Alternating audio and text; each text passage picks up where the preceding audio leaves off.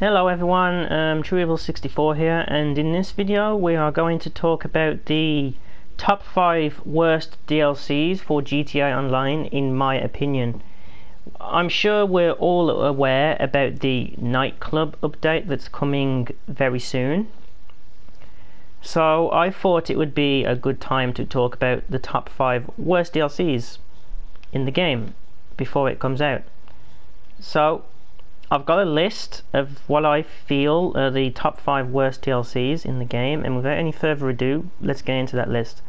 So number 5 is the Doomsday Heist update. Now, this was a difficult choice for me to pick because the core concept of the Doomsday Heist, you know, the heist itself, I enjoy. I do enjoy playing Act 1, Act 2, Act 3 and all that. But there's 2 bad grapes in the bag that ruin the entire thing for me. The first one being the orbital cannon. I mean, this one needs no explanation as to why it's disliked. I mean, it's just so stupid. I mean, being able to just sit in an underground base and kill somebody that's, you know, out and about doing their own thing, whether it be selling cargo, VIP work, or even just doing nothing, you know, just running around doing your own thing, and then all of a sudden you hear like some big explosion and then it just comes up obliterated on your screen. They need to change that mission to something like cowardified or something, and then it should say something like was too afraid of you and had to use the coward cannon. You know, somebody spending 750 grand on me just to kill me it's a joke. I mean, it doesn't even make me mad, it makes me disappointed. But it also makes me entertained that you have to use such a cowardly thing just to kill somebody in the lobby. I mean, why? And then you get these people that like do the orbital cannon exploit, where you fire the cannon and then and then quit the game and then join the session back and do it again over and over to avoid the cost. I mean, why do this? The orbital cannon should not have ever been in the game, at least in free mode. It should be mission exclusive. We all know that you use it for the Act 3 finale in the Doomsday Heist to destroy the Clifford servers, vehicles or whatever they are, and that's it. It should not have been put into free mode. The orbital cannon should be taken out of the game and anybody that brought it gets refunded. I have the orbital cannon. Why? I have no clue. I've used it 3 times since it's been released. I used it once when it was free. I used it to test whether it could kill somebody inside a wall breach, and it did. And I've used it to destroy a car meet, but that's it. And for the 2 times when I used it normally, I used the manual targeting option, so it only cost me 1 million. But the second thing we're going to talk about why I don't like the Doomsday Heist is the Deluxo. I mean, the Deluxo, or as I like to call it, the Noob Luxo, is possibly the noob-friendly, unskilled vehicle in the entire game. I mean, the thing is capable of killing anybody, and there's also a number of exploits that you can use with it. First, we had the super speed Deluxo in reverse glitch that got fixed, and we still do have the Deluxo under the map glitch. I'm not going to show you how to do it. I'm pretty sure most of you already know by now, or at least if you don't know how to do it, you've at least been killed by it. So the thing just takes 0 skill to use. It has those ultra homing missiles that almost never miss. The thing can even kill jets. You know, people complain, oh, jets take no skill with the explosive cannon. That'd be wrong. Jets do take skill to use. Can you fly a jet with the explosive cannon and go around killing everybody without crashing? Not everybody can do that. Not everybody can do that. But anybody can get the Deluxo, lock onto somebody just driving around and press the trigger button. That's all you have to do. The thing does the work for you. All you have to do is press the trigger, and whoever you're locking onto, 99% of the time they're dead. If you're in a helicopter that isn't armoured like the Buzzard, you're dead. If you're in an unarmoured vehicle like another Deluxo or the Vigilante, or even just a regular car like the, I don't know, Entity XXR for example, you're dead. You know, the Deluxo missiles are almost completely unavoidable. Even jets can get taken down by it, and armoured helicopters, you know, because the missiles are spammable. Jets have the best chance to avoid the Deluxo, you know, just fly around in circles, and most of the time, if you just fly around in circles at a decent altitude, you should be able to avoid the Deluxo missiles quite easily. But the Deluxo and the Orbital Cannon are why I hate the Doomsday Heist update. Well, why I think it's one of the worst DLCs. And not only that, the Deluxo is everywhere. There's no escape from it. Every session you go into, you're guaranteed to see somebody using it. It's like a mosquito infestation. They're everywhere.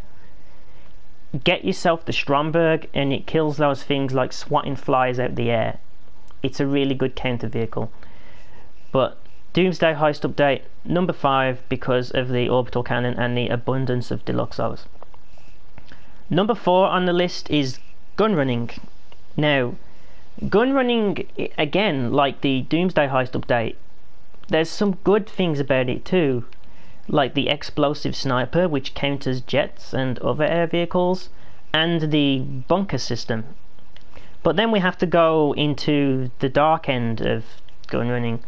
Gun running was the beginning of the military revolution, or at least when it became a thing. You can argue that the original Heist update was the beginning of the military revolution, but after that Heist update came out in 2015, we didn't see another military DLC for a long time. Not until gun running came out nearly 2 years later. So, the bad things about gun running are the research system and how that works. I'm not going to go into depth about how that works, but it sucks. That's all you need to know. And the military revolution and weaponized vehicles. I mean, weaponized vehicles are now a staple in GTA. They're not going to go away anytime soon. Every update we expect some kind of weaponized vehicle. You know, even the current update gave us the Sea Sparrow, which we'll get into that update maybe in another video, or maybe this video. But yeah, this was the beginning of the military revolution for GTA Online, and it's just so unimaginative and uncreative. It's boring. I mean, military DLCs are they're just bland. I mean, there's so many things you could do with it. Boats, helicopters, tanks, jeeps, guns. Gun running did it all, apart from boats, of course. But yeah, gun running, it's not a bad update, but it just brought in the weaponized revolution.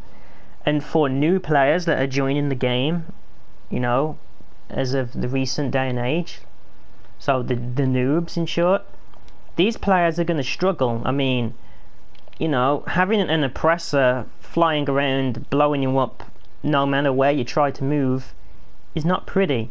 Even the more experienced players will, you know, be full victim to the oppressor, which ironically I'm using right now.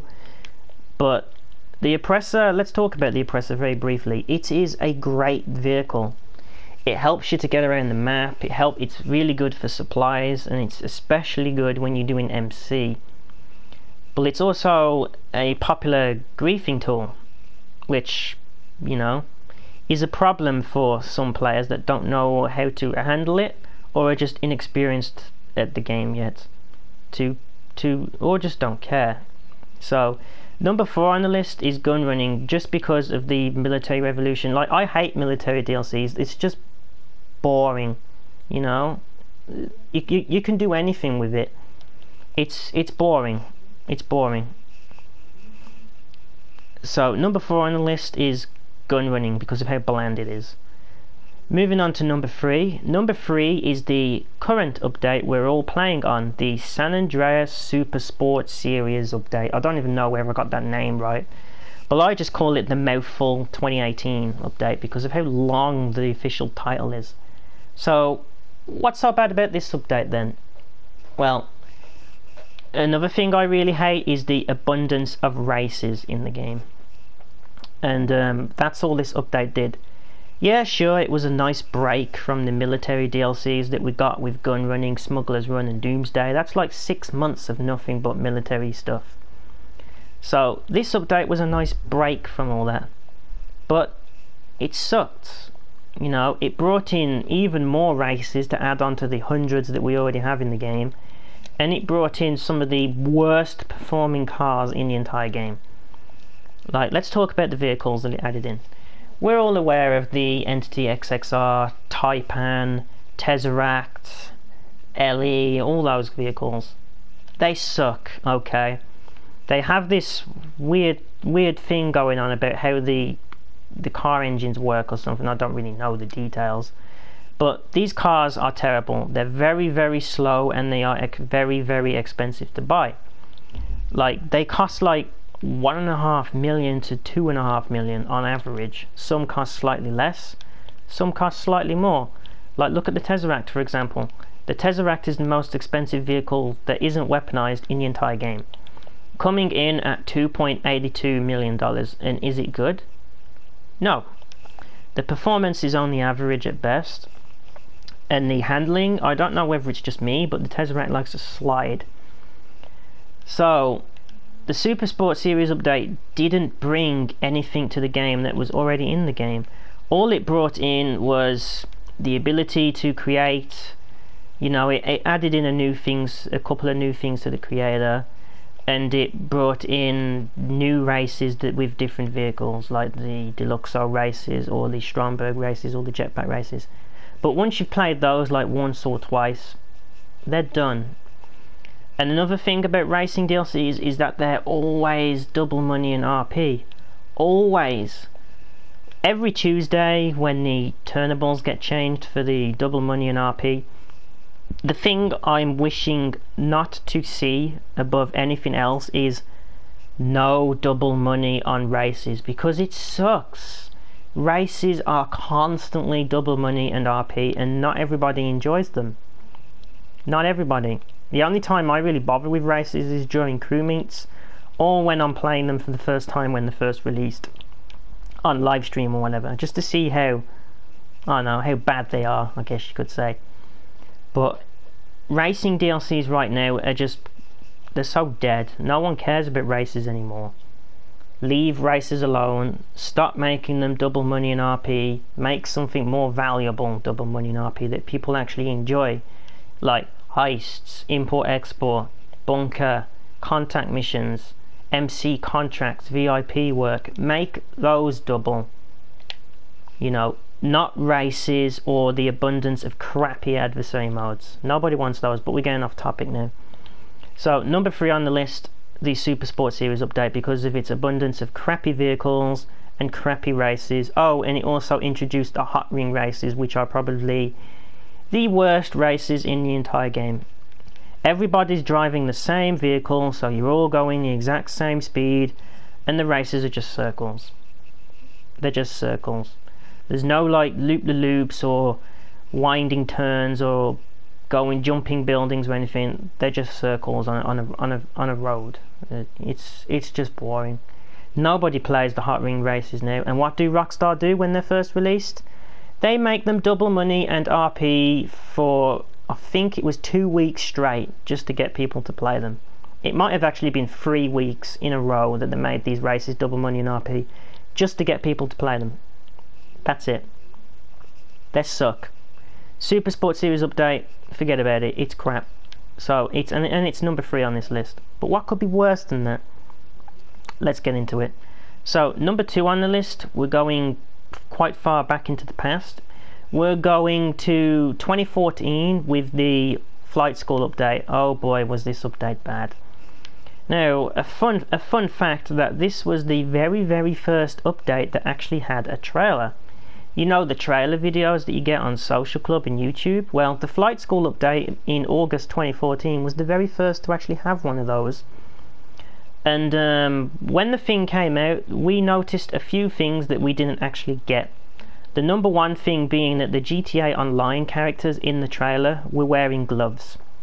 Now this might seem like a minor or even pointless thing now, but in 2014 our characters being able to wear gloves was a big deal. It was. And then when the update came around, we didn't get gloves. We didn't. But the number one thing that I hate about this update and why I think it's terrible is because it changed the mission payout system to the current system. What it did is it changed the mission payouts for the longer you take on contact missions and the more players you have, the more money you get. Like, when I read this in the patch notes back in 2014, I was completely baffled by this. Like, the longer I take on contact missions, the more money I'll get. Like, it speaks for itself. The longer you take, the more money you get. I disagree with this on every way possible. It should be the faster you do missions, the more money you get, because completing missions quicker takes more skill. It encourages people to become better players. But nope, the longer you take, the more money you get. And not only that, it brought in something that was completely useless: the flight school. Oh boy. How many of you have actually used the flight school? I know I did when it first came out. The main point of the flight school is for people to get the flying stat up. But I had mine maxed out already at the time, months before the flight school update came out. You wanna know how I did it? Play an air race that uses mallards or anything like that, or a jet. Play an air race, set it to 2 laps, play it by yourself, 2 laps, finish the race, you'll get about a quarter of a flight skill bar. Do it over and over and over, and eventually your flight skill was maxed out. I don't know whether that trick still works, but it might. I know playing races increases your driving skill, but yeah. And not only that, it brought in some terrible vehicles as well, like the Bezra, Coquette Classic, I don't know whether I said that properly, Coquette, whatever, Corvette, whatever. But the flight school update just sucked. It was overhyped, but when it came out, it was just not done. It was just not done properly. I mean, and we're going back to August 2014, so the PS4 versions of GTA Online didn't exist then. Neither did the Xbox One. Xbox One and PS4 got released at the same time, with the PC version following a few months later.